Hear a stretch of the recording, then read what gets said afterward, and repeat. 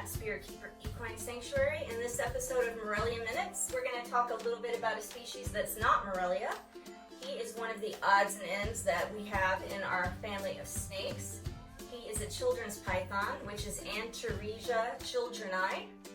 And he isn't a snake that I got on purpose. He's a snake that I ended up with because my former Spanish professor messaged me and said, "Hey, do you want a python?" And I said, "Well, what kind?" And it turns out that a colleague of his, another professor, wanted to rehome this children's python because her son had moved out and it had been his snake. And at the time, the snake was about 8 years old, and we've had him over a year, so he's about 9 or maybe 10. She didn't know his exact age, and his name was Stubby. And I have changed his name to Steuben, which is a type of saddle, just to keep the name kind of similar, but to name him something that meant a little more to me. He's probably one of the few animals that we have that's not named for a character in science fiction or for science. This little children's python, when we first got him, wasn't shedding properly at all, and he was not a very good feeder. And I think once we got his husbandry dialed in, that he improved significantly. The biggest change, I think, for him was I increased the temperatures in his enclosure.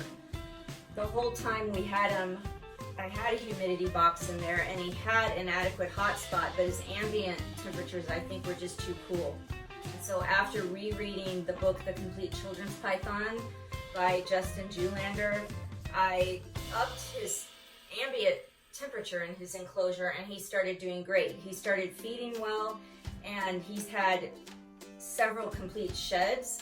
But then after that, he started getting real bitey, where he was just striking at everything that came near his enclosure. I think that's because he was feeling better, and he had a great appetite, and he was shedding perfectly, just beautiful, complete sheds. And so I think he went through a period where he just thought, I feel great, and I'm feisty, and everything's food, and I'm going to eat it. So I had to work with him a little bit on the handling, because he'd been very docile up until then. So I took him to an educational program event at a neighborhood in Colorado Springs that was hosting like a neighborhood block party, and he did excellent at the outreach, and he's been doing very well since with handling and not being nippy. Another thing that I also implemented with him was target training, and he's doing really, really well with the target training. So right now what I'm doing is I'm getting a complete enclosure clean out for him. He's in a 3-foot by 18-inch tall enclosure, and I had aspen bedding in here, and I am going to change his bedding to Repti-Chip and see how I like that. I got this at an expo that I went to recently, and I haven't tried it before. And so I'm going to put some in his enclosure and see how I like working with it, because I don't find that Steuben's very picky about the type of substrate. He's been on aspen bedding, he's been on Eco Earth, he's been on paper towels. He spends a lot of time actually on top of things. And so I'm not sure that he's extremely picky about what's on the floor. So I'm going to use him as a test subject to see how I like working with the Repti-Chip. And we'll also see if I notice any behavior differences from him with the Repti-Chip in there. He does spend some time in his humidity box, so maybe he'll like the Repti-Chip and spend more time on the ground. We'll see.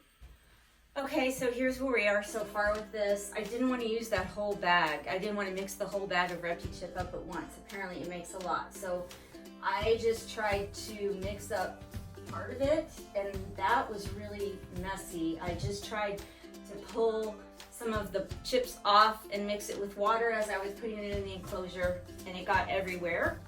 This is a fake plant that was in there before that I'm putting back in there.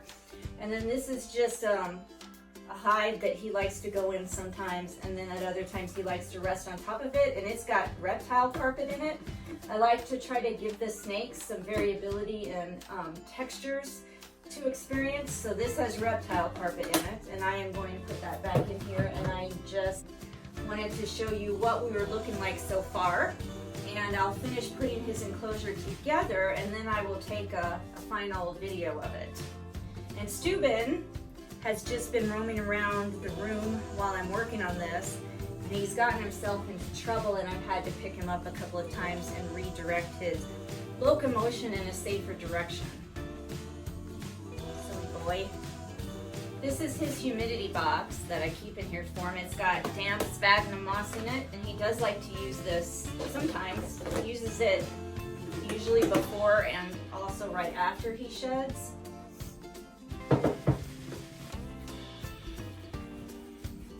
This is just a half log that's in here for him.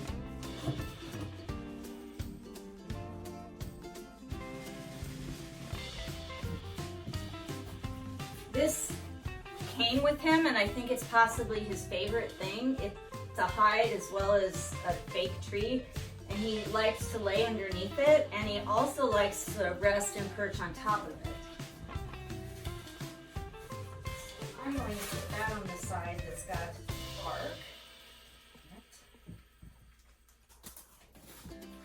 This is one of his water dishes, his small water dish. And it just also doubles as a rough structure for him to rub against. But he does seem to like the water. This is his larger water dish, and I think I'm going to put it on top of the Rucky bark, because then I should be able to fill it and let it overflow some, and it won't matter because the bark should soak it up, I think. Really messy. And then this is like a branch that he likes.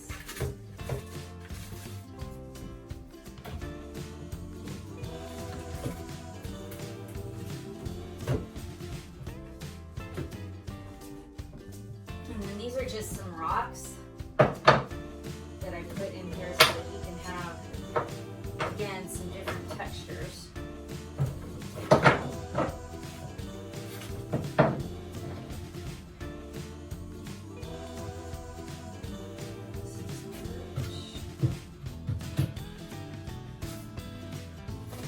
Target training has several uses. Number one, it's just an activity that you can do with your snake. You know, a snake's not an animal like a dog or a horse or a cat that you're going to handle a lot or interact with a lot in a physical manner. But snakes can train, and they can learn, and they can interact with you in other ways. And so target training is a way to do something, to do some activity and have interaction with your animal. And it can also be exercise for your animal, both mental exercise and physical exercise. And then of course it has uses as some management tools.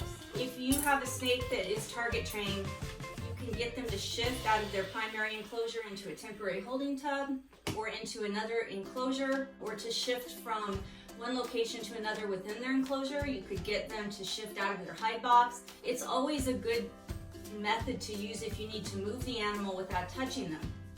It can also be used to calm the feeding response.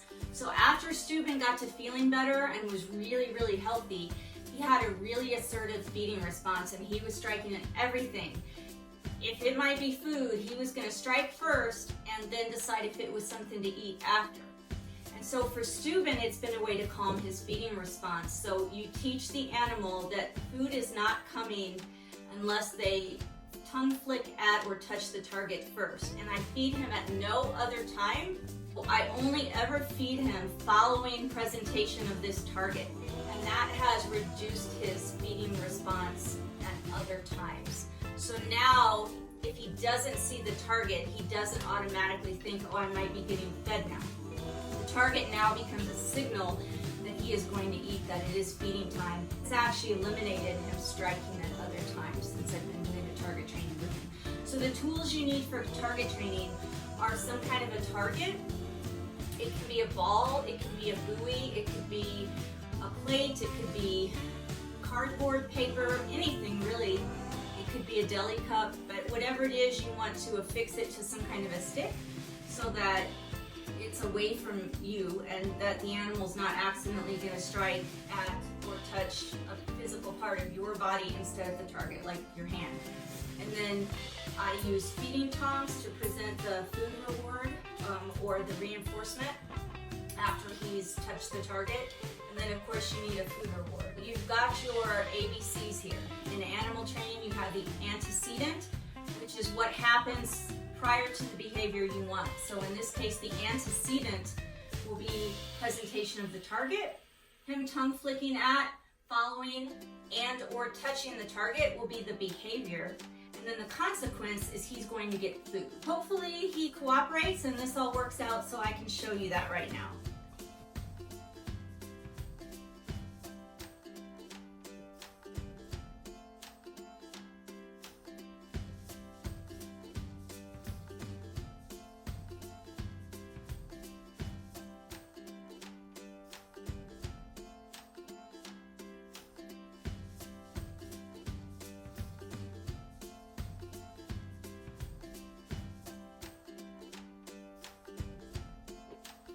Okay, we're gonna put Steuben away. He participated in the target training session. He went towards, tongue flicked at and touched the target, and then he didn't want his food reward. So I don't know what's up with him. He may have just had too much commotion this afternoon. I picked him up numerous times to redirect him because he was going to places that were off limits. So he may have just not been hungry from the get-go.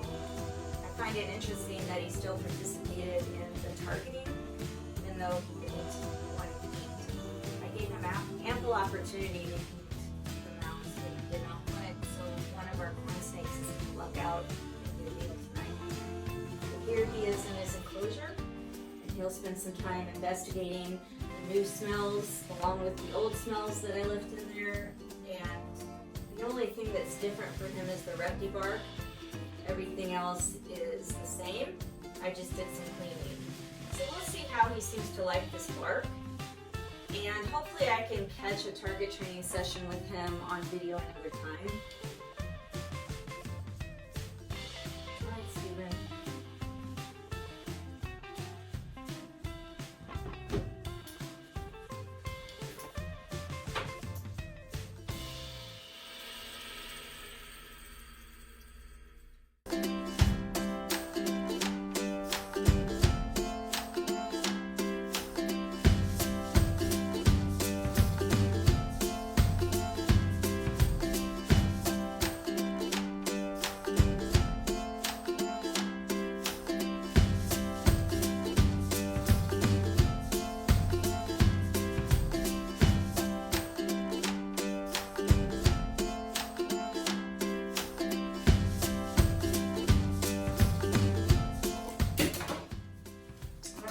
Here's my corn snake, Sunny. He didn't let me down.